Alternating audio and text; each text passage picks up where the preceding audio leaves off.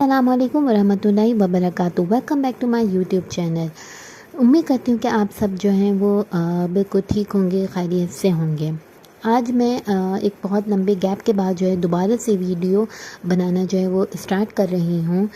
تو اب سے میں نے سوچا ہے کہ لوگوں کے میرے پاس بہت سارے کویشچنس آتے تھے کہ ہمارا یہ مسئلہ ہے، اس کا جواب دے دیں، ہمارے ساتھ یہ پرابلم ہے، اس کا کیا حل ہے، تو وہ آپ ہمیں بتا دیں۔ تو میں نے سوچا کہ کیوں نہ میں وہ ویڈیو بنا کر میں آپ لوگوں کے ساتھ شیئر کروں، تاکہ اسی طرح کا مسئلہ کسی کے ساتھ ہو تو اس کے لیے بھی آسانی ہو جائے۔ تو جس نے ابھی تک ہمارے چینل کو سبسکرائب نہیں کیا ہے، سبسکرائب کریں اور بیل آئکن کو دبانا نہ بھولیں۔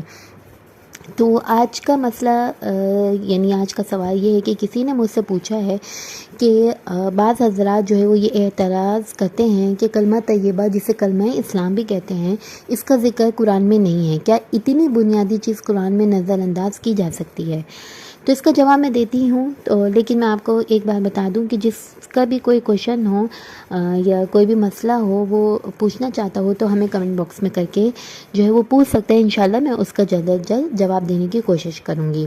تو آج کا جو سوال ہے اس کا جواب یہ ہے کہ قرآن کسی ایک آیت یا کسی ایک سورت یا کسی ایک جز کا نام نہیں ہے، بلکہ پورا قرآن اللہ کا کلام ہے۔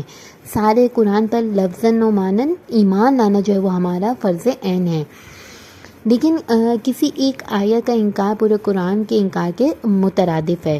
قرآن مجید جو ہے وہ سارے کا سارا جو ہے وہ ایک بار میں نازل نہیں ہوا ہے، بلکہ کیا ہوا ہے، وقتاً فوقتاً اللہ تعالیٰ کی جو حکمت ہوتی تھی اس حساب سے نازل کیا جاتا تھا۔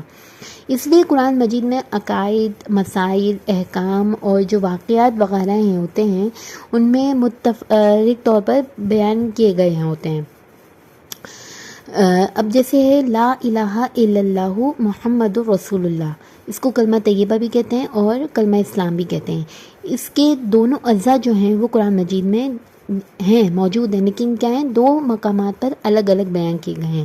جیسے لا الہ الا اللہ قرآن مجید کی جو ہے وہ 37ویں سورت یعنی سورہ صافات کی آیت نمبر 35 میں جو ہے وہ مذکور وہاں پر ہے، اور محمد رسول اللہ جو ہے یہ قرآن پاک کی 48 جو سورت فتح ہے اس کی آخری آیت نمبر 29 کی ابتدا میں ہے۔